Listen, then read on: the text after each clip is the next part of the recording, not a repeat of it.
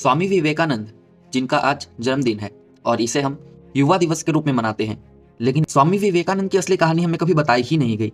उनके 1893 के शिकागो भाषण की सभी बातें करते हैं। वे हिंदू धर्म को विदेश लेकर गए, इसकी सब बात करते हैं, लेकिन कभी ये सवाल कोई पूछता ही नहीं कि फोटोज में इतने हेल्दी दिखने वाले स्वामी सिर्फ 39 यानी 39 ईयर्स की एज में हम सबको छोड़कर कैसे चले गए।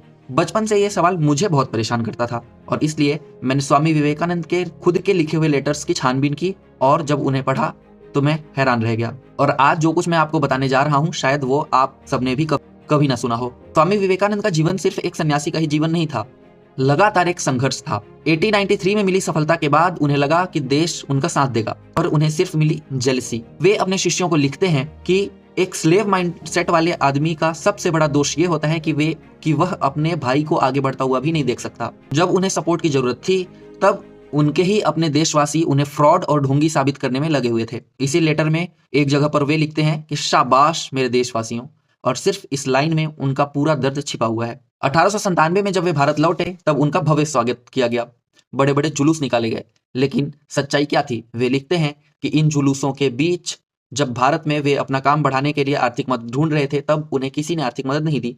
उन्हें आर्थिक मदद सिर्फ उनके दो विदेशी दोस्त मिस मुलर और मिस सोवियर ने दी। भारत ने उन्हें सिर्फ फूलों की माला दी, लेकिन काम आगे बढ़ाने के लिए जरूरी संसाधन नहीं दिए। पर सबसे गहरा जख्म उन्हें आगे चलकर मिला। 1899 में स्वामी जी को अपने देशवासियों ने एक बार फिर से धोखा दिया। जब वे अपनी माँ के लिए एक घर खरीदना चाहते थे तब उन्हें फिर से धोखा मिला। जब वे घर खरीदने गए तब उस मकान मालिक ने पूरे पैसे लेकर भी घर का पोजीशन नहीं दिया। वे जानता था कि यह सन्यासी आदमी कहाँ कोर्ट कचहरी के चक्कर लगाएगा। वो महापुरुष जो पूरी दुनिया को जगाने निकला था अपनी माँ को एक छत तक नहीं दे सकता, क्योंकि देशवासियों ने ही उसे धोखा दिया। के दशक तक वे अंदर से टूट चुके थे और इसलिए वे अपने मिशन के लिए पैसे जुटाने के लिए फिर से विदेशी दौरे पर निकले। वे अंदर तक टूट चुके थे।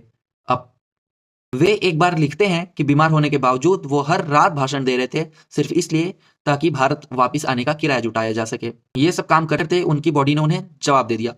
39 ईयर्स की एज में वे चले गए, लेकिन क्या आप इनके बीमारियों की लिस्ट देखी?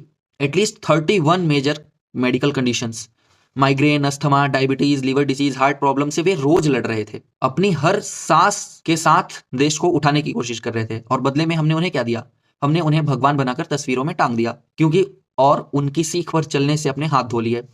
क्योंकि उन्हें पूजना तो बहुत आसान है, लेकिन उनके साथ खड़ा होना बहुत मुश्किल। इसलिए हमें लगता है कि वी फेल्ड हिम।